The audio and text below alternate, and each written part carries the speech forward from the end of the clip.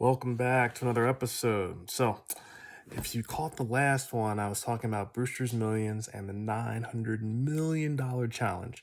And the question was, as far as a recap of that, is if you had a choice, as far as inheritance, to either receive $3 million upfront, no questions asked, or a chance to win $900 million, but you had to essentially take on a challenge in which you had to spend $90 million in 30 days with a bunch of rules, and you cannot have anything to show for it after everything was said and done.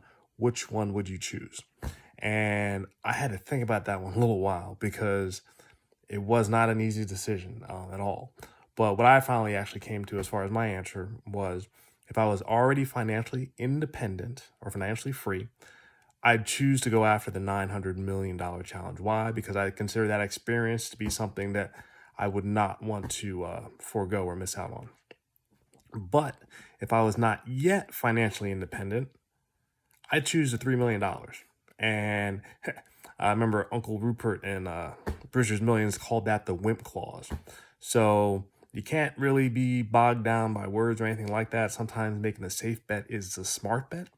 And if that $3 million could make you or put you in a position where, or put me in a position where I was financially independent, then that's something that would actually make the most sense to me.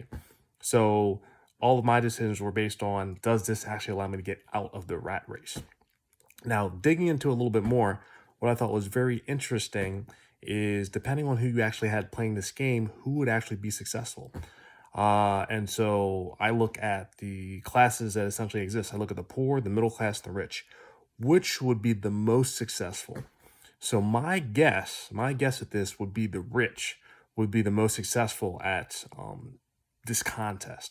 There's a particular reason for that. First, the rich are already used to making their own rules, already used to thinking outside the box, and they're essentially able to do that with finance. And so having, access to $90 million and having to spend that in 30 days, I think they would put a plan together very quickly and kind of already had like a head start.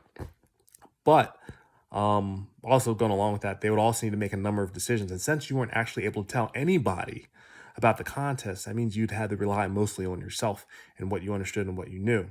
And I'd have a feeling that, from all the training that someone that already has a rich mindset would already have, that would be a little bit easier or more attuned for them. Now, that being the case, the challenge would be difficult for anyone. And the reason being is because although the contest looks as though it's actually designed, in the case of Monty Brewster's character, it looks like it's designed for someone with a poor mindset, someone who's not had very much most of their lives. Even though it looks that way, the real question is what types of challenges are actually created by this contest. And that was the really interesting piece for everything, because in looking at how the challenge is actually designed, it's not designed for anyone that's actually wealthy. And there's a reason for that. So wealthy people know 5 things straight off the bat. Every wealthy person knows 5 things.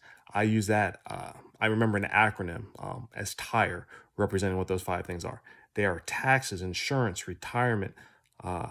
Taxes, insurance, investment, retirement, and estate planning.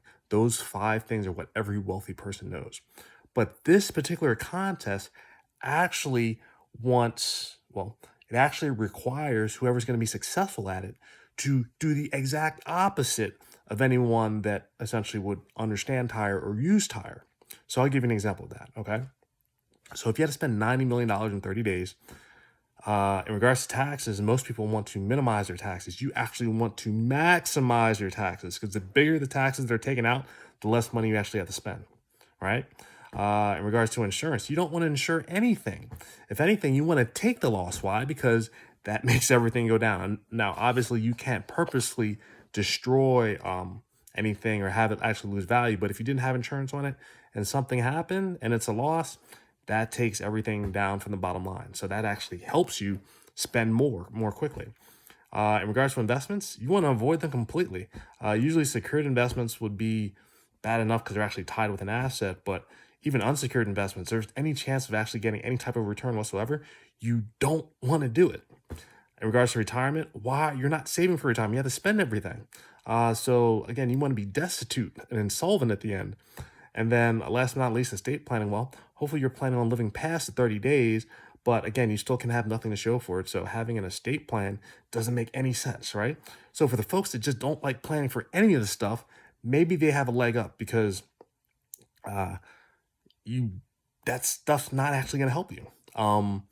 But something that is worthwhile to consider is something that we actually talked about previously, not too long ago. Talked about the various tax categories. So you get taxed on what you earn, what you spend, what you save, and when you die. And so earning, again, you're not going to be working for the money because it's be given to you.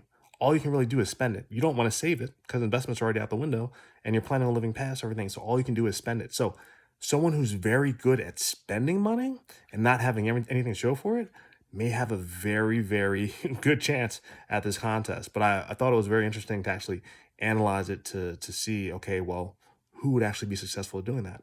'Cause it has me scratch my head too. It's like, how would I actually do it? So that might actually be coming up soon, but stay tuned for that. But the things that I actually noticed that already started slowing things down are how some of the aspects of the games were designed. So when you get this $90 million, it's already tax free, which kind of stinks, right? Hopefully it would have been taxed beforehand. That's one thing that I was thinking. And then for the fact that Uncle Rupert's giving all these instructions also indicates that a trust is currently in place. A trust can allow you to pass something along tax-free with a lot of different rules in it. So Uncle Rupert definitely has his stuff together, but again, he's constructing a scenario where, you know, what does it actually require? What type of person is going to be successful at spending that much money that quickly with nothing to show for it? And it actually takes a decent amount of strategy. It's not like a fly by your pants thing, because if you mess up one time, that's it. You're out. So, man, that would be a very interesting exercise to do. I'm thinking about it. I'm thinking that might be on the horizon. But in any case, I appreciate you tuning in to diving down a little bit deeper into Brewster's Millions. Who would be successful at that contest and why? And as far as the follow-up question, who would be more likely to have their money last the longest? The person who accepted the $3 million, no questions asked, or the person that went through the $900 million challenge and actually won it? Which one would actually have their money longer or have it be able to last longer for them? One may not, but I'm curious what your answer is. And then a follow-up to that is, what percentage of the people that actually decided to take on the challenge do you believe would actually be successful?